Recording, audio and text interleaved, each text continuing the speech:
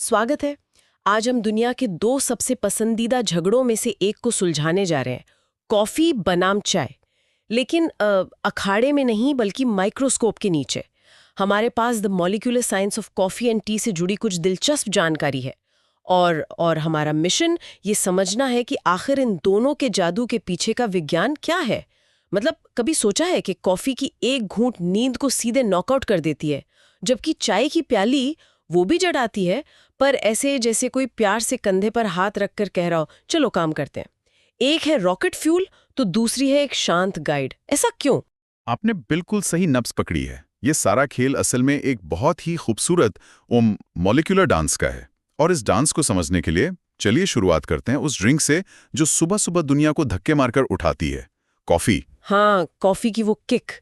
उसके अंदर ऐसा क्या है जो इतना असरदार है? यकीनन पहला नाम तो कैफीन का ही आता है। बिल्कुल, कैफीन ही शो का मेन स्टार है। ये एक एल्कलॉइड है जो हमारे सेंट्रल नर्वस सिस्टम को सीधे सीधे एक मैसेज देता है, सोने का टाइम खत्म। पर इसका तरीका बड़ा मजेदार है। ये हमें एनर्जी देता नहीं है जैसा हम सोचते हैं। एक मिनट, क्या मतलब मेरा पूरा जीवन एक झूठ है? कैफीन एनर्जी नहीं देता तो फिर वो सुबह का जादू क्या है? जादू ही है, पर थोड़ा अलग तरह का। हमारे दिमाग में एडेनोसिन नाम का एक मॉलिक्यूल होता है जो दिन भर धीरे धीरे बढ़ता है और हमें थकान और नींद का सिग्नल देता है। अच्छा। कैफीन एक चालाक धोखेबाज है। इसका स्ट्रक्चर एडेनोसिन से इतना मिलता जुलता है कि ये उसके पार्किंग स्पॉट यानी रिसेप्टर्स में जाके खुद पार्क हो जाता है। ओहो। और जब पार्किंग भरी होती है तो एडेनोसिन अपना थकान वाला मैसेज दिमाग तक पहुंचा ही नहीं पाता। वाह, तो कैफीन हमें जगाता नहीं बल्कि दिमाग को ये भूलने पर मजबूर कर देता है कि हम थके हुए हैं। ये तो दिमाग को हैक करने जैसा हुआ। अच्छा, अब स्वाद की बात करते हैं। कॉफी में जो एक कड़वाहट और हल्का सा खट्टापन होता है, क्या उसका जिम्मेदार भी कैफीन है? कुछ हद तक हाँ, कैफीन खुद कड़वा होता है, लेकिन कॉफी के स्वाद का असली हीरो है क्लोरोजेनिक एसिड या CGS। ये कॉफी में पाए जाने वाले मुख्य पॉलीफेनोल हैं और कमाल के एंटीऑक्सीडेंट भी। यही कॉफी को उसका खास हल्का खट्टा और कड़वा प्रोफाइल देते हैं। तो ये सब कच्ची हरी बीन्स में पहले से मौजूद होता है? हाँ, लेकिन असली कहानी तो तब शुरू होती है जब हम उन बीन्स को भूनते हैं यानी रोस्ट करते हैं। रोस्टिंग एक साधारण प्रक्रिया नहीं बल्कि एक जबरदस्त केमिकल ट्रांसफॉर्मेशन है। गर्मी पड़ते ही ये बड़े बड़े क्लोरोजेनिक एसिड्स टूटकर क्विनिक एसिड और कैफिक एसिड जैसे छोटे छोटे यौगिकों में बदल जाते हैं। तो रोस्टिंग की प्रक्रिया स्वाद को बदल देती है? बदल नहीं देती बल्कि बनाती है। हल्का रोस्ट करने पर खट्टापन ज्यादा होता है। जैसे जैसे रोस्टिंग गहरी होती जाती है ये एसिड्स और टूटते हैं, कड़वाहट बढ़ती है और वो भुना हुआ गहरा स्वाद उभर कर आता है जिसे हम कॉफी से जोड़ते हैं। मतलब स्वाद का पूरा खेल इसी आग और समय के संतुलन पर टिका है। बिल्कुल। और इस महक का क्या? किसी कॉफी शॉप के पास से गुजरो तो वो जो खुशबू खींचती है वो तो किसी परफ्यूम से कम नहीं होती। वो कहाँ से आती है? वो दो जादुई प्रक्रियाओं का नतीजा है। पहली तो काफी सीधी है, कैरामलाइजेशन। बीन्स में जो नेचुरल शुगर होती है वो गर्मी से भूरी हो जाती है और मीठे नटी फ्लेवर वाले कंपाउंड्स बनाती है, बिल्कुल वैसे ही जैसे चीनी को गर्म करने पर कैरामल बनता है। अच्छा, ये तो समझ आया। लेकिन वो जो गहरी भुनी हुई खुशबू होती है वो सिर्फ मीठी तो नहीं होती, उसमें कुछ और भी होता है। आपने बिल्कुल सही पकड़ा। वो कुछ और ही कॉफी की आत्मा है और उसे कहते हैं माइलार्ड रिएक्शन। ये सिर्फ शक्कर का खेल नहीं बल्कि शक्कर और प्रोटीन मतलब अमीनो एसिड के बीच का एक जटिल डांस है। जब ये दोनों गर्मी के साथ मिलते हैं तो एक धमाका होता है। माइलार्ड रिएक्शन, ये नाम सुना सुना सा लग रहा है। क्या ये वही चीज नहीं है जो टोस्ट को भूरा और स्टेक को स्वादिष्ट बनाती है? एकदम वही। यही रिएक्शन कॉफी में मेलानॉइड नाम के बड़े मॉलिक्यूल बनाता है जो कॉफी को उसका गहरा भूरा रंग देते हैं। और मजे की बात, यही रिएक्शन 800 से ज्यादा अलग अलग तरह के अस्थिर सुगंधित यौगिक पैदा करता है। 800 से ज्यादा? मजाक कर रहे हैं। एक कप कॉफी में? जी हाँ, 800 से ज्यादा। इनमें से कुछ फूलों जैसी महक देते हैं, कुछ फलों जैसी, कुछ मसालेदार और कुछ भुनी हुई। यही सब मिलकर वो जटिल और नशीली खुशबू बनाते हैं जिसे हम कॉफी की महक कहते हैं। एक सिम्फनी की तरह है जिसमें सैकड़ों अलग अलग वाद्य यंत्र एक साथ बज रहे हों। क्या बात है, बिल्कुल सही कहा। एक मिनट, एस्प्रेसो के ऊपर जो वो सुनहरी भूरी झाग होती है जिसे क्रीमा कहते हैं, उसका क्या वो सिर्फ हवा के बुलबुले हैं या उसका भी कोई केमिकल कनेक्शन है? बहुत अच्छा सवाल है। वो क्रीमा सिर्फ झाग नहीं बल्कि कॉफी का ताज है। इसका कनेक्शन कॉफी के नेचुरल ऑयल से है जिन्हें लिपिड्स कहते हैं। इन तेलों में डाइटरपीन जैसे कैफेस्टोल और कावियोल पाए जाते हैं। अच्छा। जब एस्प्रेसो मशीन से गर्म पानी हाई प्रेशर के साथ कॉफी से गुजरता है तो ये इन तेलों को बाहर निकालता है, जो कार्बन डाइऑक्साइड के छोटे छोटे बबल्स के साथ मिलकर वो गाढ़ी सुनहरी परत बनाते हैं। ये क्रीमा स्वाद और सुगंध को अपने अंदर कैद कर लेता है। तो क्रीमा अच्छे एस्प्रेसो की निशानी है, लेकिन मैंने सुना है कि ये ऑयल्स सेहत के लिए उतने अच्छे नहीं होते। यह इस पर निर्भर करता है कि कॉफी कैसे बनाते हैं। बिना फिल्टर वाली कॉफी जैसे फ्रेंच प्रेस या टर्किश कॉफी में ये डाइटरपीन ज्यादा मात्रा में होते हैं, जो कुछ लोगों में कोलेस्ट्रॉल का स्तर बढ़ा सकते हैं। वहीं जब आप पेपर फिल्टर का इस्तेमाल करते हैं तो वो ज्यादातर तेल को सोख लेता है, तो फिल्टर कॉफी में इनकी मात्रा काफी कम हो जाती है। समझ गई।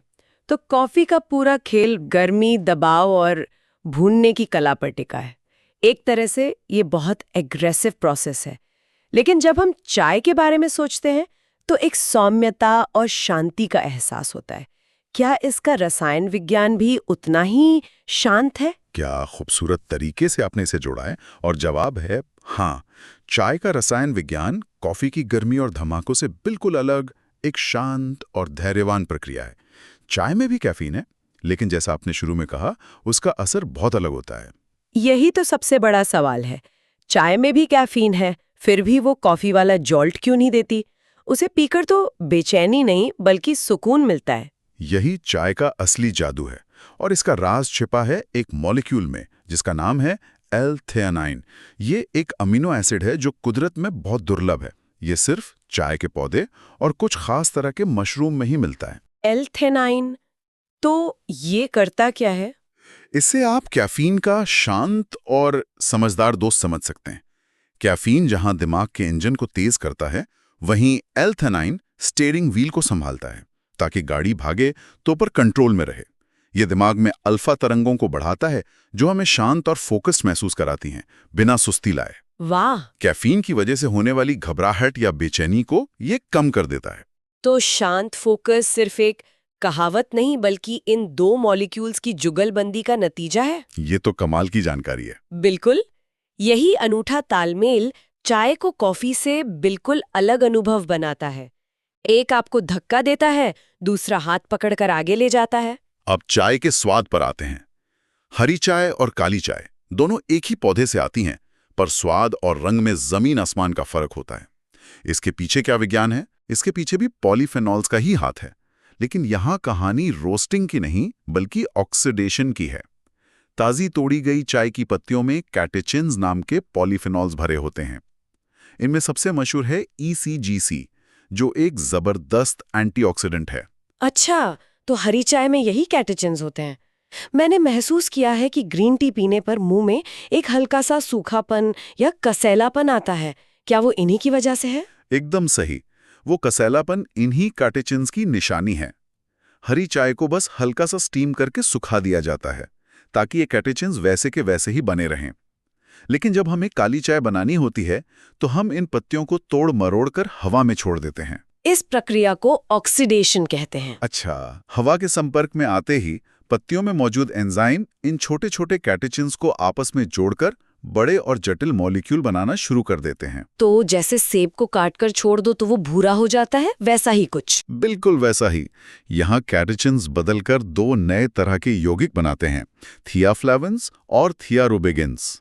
यही वो कलाकार हैं जो काली चाय को उसका नया रूप और रंग देते हैं। और स्वाद भी। हाँ, थियाफ्लेविन्स चाय को उसकी चमकीली नारंगी लाल रंगत और एक तेज ताजगी भरा स्वाद देते हैं। वहीं थियारोबिगिन्स और भी ज्यादा जटिल होते हैं और चाय को उसका गहरा लाल भूरा रंग और मजबूत गहरा स्वाद देते हैं। कमाल है। तो जहां हरी चाय का स्वाद कैटेचिन्स का है, वहीं काली चाय का स्वाद इन बदले हुए ऑक्सीडाइज्ड पॉलीफेनॉल्स का है। तो कॉफी गर्मी से बदलती है और चाय हवा से। अब अगर दोनों को आमने सामने खड़ा करें, एक सीधी तुलना करें, तो मुख्य अंतर क्या निकल कर आते हैं? चलिए एक छोटा सा फेस ऑफ करते हैं 4 मुख्य बिंदुओं पर। पहला, एनर्जी का असर। कॉफी में ज्यादा कैफीन है जो आपको एक सीधी और तेज किक देता है। चाय में कैफीन और L-theanine का संतुलन है जो एक शांत और लंबे समय तक चलने वाला फोकस देता है। ठीक है, दूसरा पॉइंट एंटीऑक्सीडेंट्स का होगा, पर दोनों में अलग-अलग तरह के हैं, है ना? बिल्कुल। दूसरा है एंटीऑक्सीडेंट प्रोफाइल। कॉफी में मुख्य खिलाड़ी हैं क्लोरोजेनिक एसिड्स, चाय में हैं कैटेचीन्स यानी हरी चाय में, और थियाफ्लेविन्स काली चाय में। दोनों ही सेहत के लिए शानदार हैं, बस उनके स्रोत और प्रकार अलग हैं। और तीसरा और शायद सबसे बड़ा अंतर स्वाद बनने की प्रक्रिया में है। सही पकड़ा। तीसरा है स्वाद का निर्माण।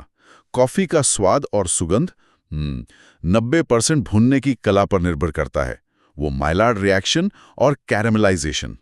जबकि चाय का स्वाद पत्तियों के अंदर के केमिकल्स और उनके ऑक्सीडेशन की सौम्य प्रक्रिया से तय होता है। एक में आग का कमाल है, दूसरे में हवा का। और आखिरी बिंदु सुगंध। चौथा है सुगंध की जटिलता। कॉफी की सुगंध उन 800+ यौगिकों की वजह से बहुत गहरी, भुनी हुई और जटिल होती है। चाय की सुगंध ज्यादा विविध और नाजुक हो सकती है।